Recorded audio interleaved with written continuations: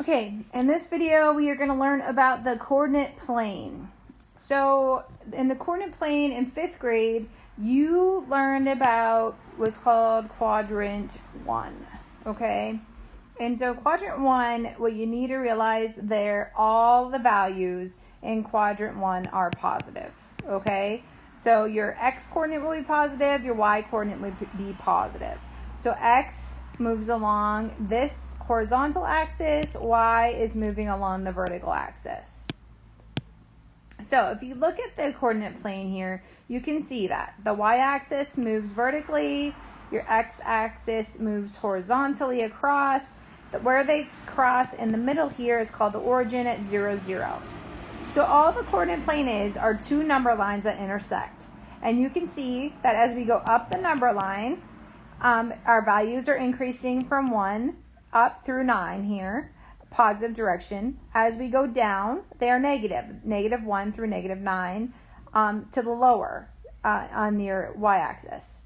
On our x-axis, as we move to the right, our values are increasing. As we move to the left, our values are negative and they're getting smaller, just like on your number lines. So when we look at our quadrants, in quadrant 1, your x value is going to be positive, your y value will be positive. And whenever we list our ordered pairs, x will come first, then y, always. If you look at your quadrant 2, your x will be negative, so x is going to be negative, y will be positive, okay? Quadrant 3, they will both be negative. So x will be negative, y will be negative. And then in quadrant 4, your x will be positive, but y will be negative. Okay? And you'll see that as we move to plot points. Okay, here we have a coordinate grid on our screen. So here is my x-axis, here is my y-axis. Okay? So I am going to list some points up here in the top corner. So I'm going to say I want to go with 2, 4. I'm going to say negative 4, 2, negative 3, negative 3. And then we'll say 4, negative 4. Okay? And we're just going to plot these to see what they look like. Okay? So if I'm going to plot 2, 4. The first thing I'm going to do is I'm going to start here at my origin always. And I'm always going to start from there, and I'm going to go with my x coordinate first, which is always listed first, and I'm going to move 2 spaces to the right because my 2 is positive. I'm going to say 1, 2, and now my 4 is also positive, so I need to move up on my y 4 spaces. 1, 2, 3, 4. And there is my point. I'm going to call that A, and I'm going to label it A. So there it is. Now, I am going to plot negative 4, 2. So again, I'm going to start at the origin. I'll move 4 places to the left. 1, 2, 3, 4 because it's negative.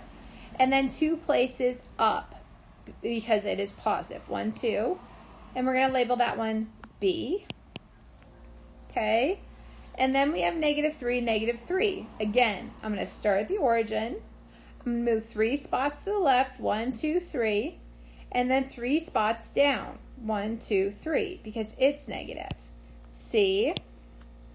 And now I have 4, 1, 2, 3, 4 to the right, positive, and then 4 down, negative. 1, 2, 3, 4, negative, D. So there, we just plotted points in all 4 quadrants. Quadrant 1, 2, 3, and 4. Okay, so that's how we would plot those. Now, I can also say, how can I tell the distance between points on a coordinate plane? Well, if I want to know the distance between these 2 points, what I can do is I can say, okay, this point is 1, 2, 3, 4, 5, 1, 2, 3, 4, 5, 6, 7 units from the x-axis. This point is 1, 2, 3, 4, 5 units from the x-axis. So what I can do is I can count those and say 1, 2, 3, 4, 5, 6, 7, 8, 9, 10, 11, 12 and say the distance is 12 units. Or another thing you can do is take the absolute value of 7, because distance is how we would measure that, right?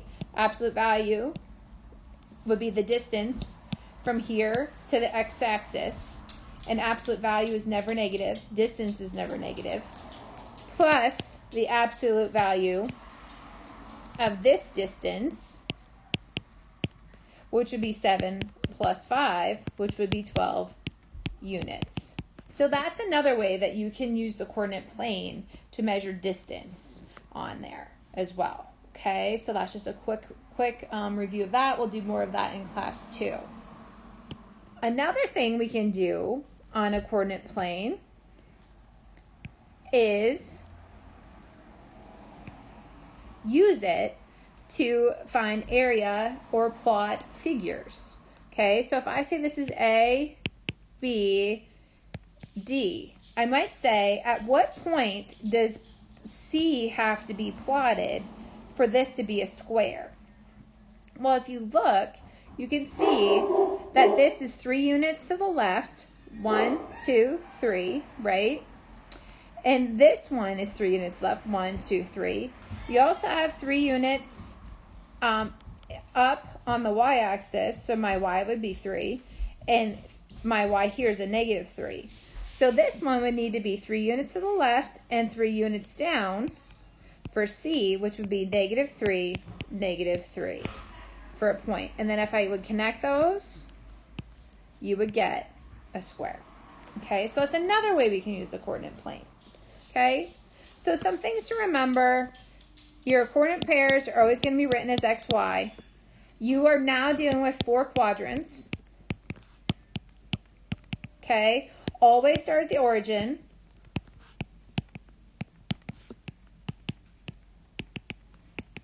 Okay, and be sure that you know if you're moving right, left, up, or down. Okay, so make sure you're talking about x or y. Know that x is your horizontal axis, y is your vertical axis. Okay, I think they said maybe in 5th grade you have to get in the elevator before you can go up. So maybe remember those kind of rules too. So there's a quick overview of the coordinate plane and how we'll be using it this year in 6th grade. Okay, thanks guys.